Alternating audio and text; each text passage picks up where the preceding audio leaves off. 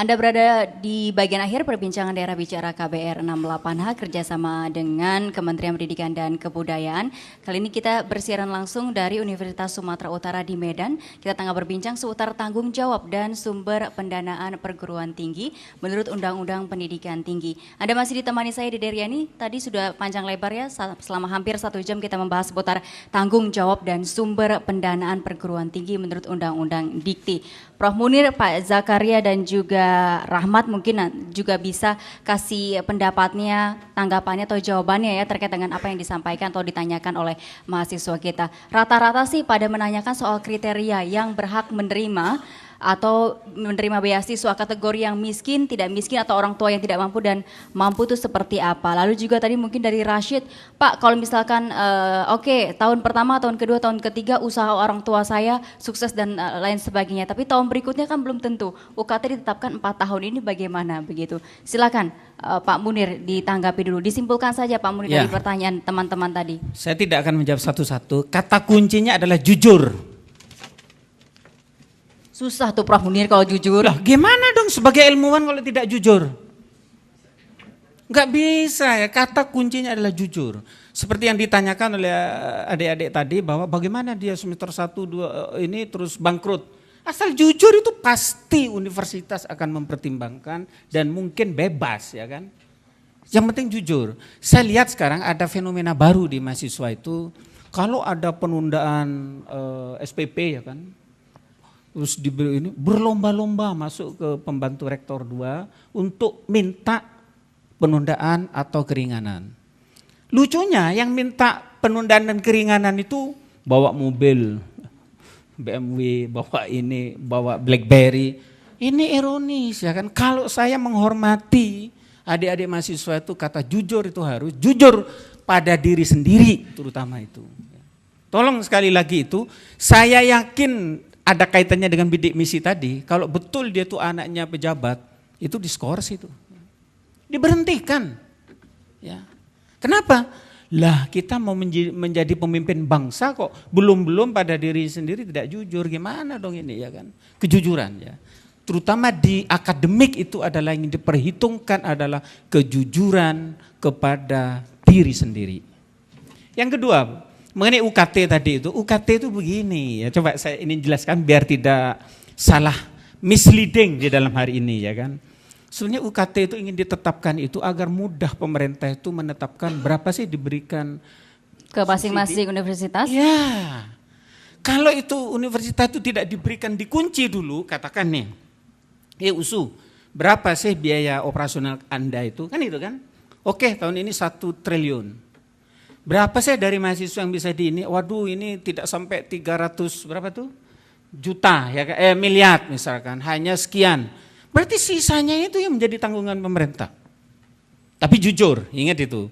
Karena dulu-dulunya nampaknya kata kejujuran itu masih langka di kita itu ya kan. Sekarang juga kali Pak, masih enggak? Kalau saya jujur pada diri saya sendiri ya kan. Tolong adik-adik juga tiru saya yang jujur ya kan. Ya. Kalau dari semua mahasiswa adik-adik sudah mulai ada benih-benih ketidakjujuran, mau jadi apa bangsa ini? Ayo, menjadi apa? Saya pernah membaca suatu artikel bahwa trust, kejujuran itu 30% efisiensi dicapai. Kalau jujur ya. Antara orang tua dan anak, kalau tidak jujur, pasti orang tua itu tanya beraneka ragam. Kamu tak kasih SPP untuk apa saja, udah hilang ya kan? Tapi kalau orang tua itu percaya kepada anak, Pak saya minta SPP langsung dikasih tanpa harus ini. Suami istri ya kan juga begitu. Kalau saya pamit pada istri saya, aku mau pergi ke Medan. Kalau istri saya tidak trust kepada saya, panjang. Siapa yang ngundang, berapa lama, tidur di mana, dengan siapa kan begitu kan. Tapi karena saya memegang bahwa trust itu adalah salah satu yang harus kita pegang dalam berorganisasi, bermasyarakat, maka saya pegang itu.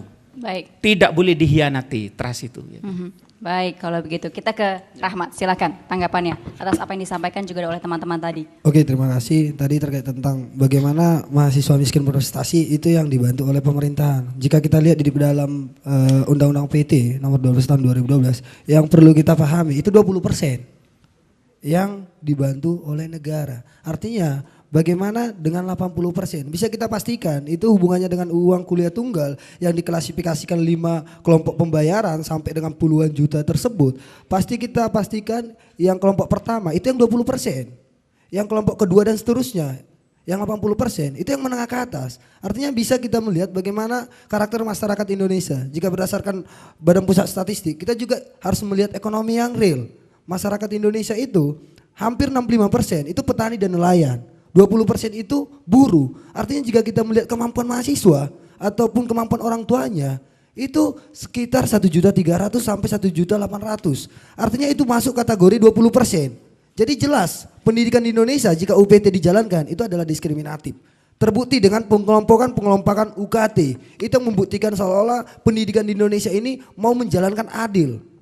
Mau membuat sesuai dengan kemampuan mahasiswanya. Tetapi kemampuan mahasiswa yang mana? Tentu jika dari kelompok kedua sampai kelompok kelima itu yang bisa diserap. Itu adalah kelompok-kelompok mahasiswa yang menengah ke atas. Kita lihat aja dari data-data pemerintahan kita pakai. Kita juga dari mahasiswa ini jujur.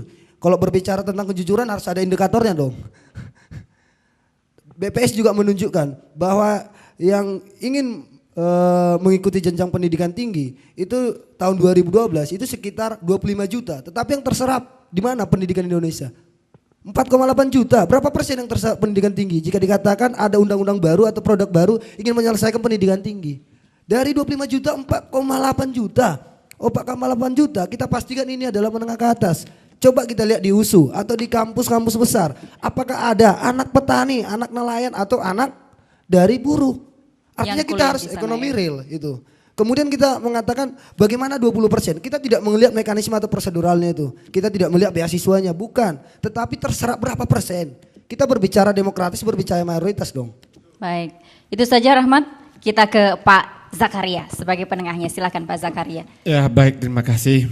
Jadi ini persoalan kita yang paling mendasar itu persoalan jujur tak jujur. Iya betul. Ini masalah memang.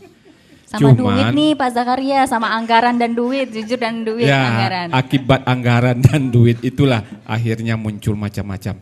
Akibat banyak kita tak jujur dimunculkan berbagai macam bentuk badan pengawasan. Ya. Itu akibat tak jujur. Iya, betul. Nah, tapi saya ingin menegaskan di sini karena untuk jujur itu sulit, maka pengawasan jadi penting. Jadi penting dia pengawasan dan untuk melakukan pengawasan terhadap pelaksanaan Undang-Undang Nomor 12 2012 ini, semua komponen yang terkait di dalam ketentuan undang-undang itu secara bersama-sama ikut mengawasi. Itu satu. Kemudian yang kedua, pemberian beasiswa, pemberian bidik misi macam-macam itu bukan tidak ada kelemahan. Ada banyak. Cuman saya punya ide. Cuman untuk pelaksanaannya juga bukan mudah. Pemberian beasiswa ke mahasiswa itu harus transparan. Diumumkan, kemudian semua teman-teman, si Anu kok dapat? Mobilnya aja 3 kok. Jadi dapat, kelihatan ya. Jadi dia kelihatan. Tapi kalau hanya dilakukan oleh PD3 saja, matanya cuma 2 nih melihat.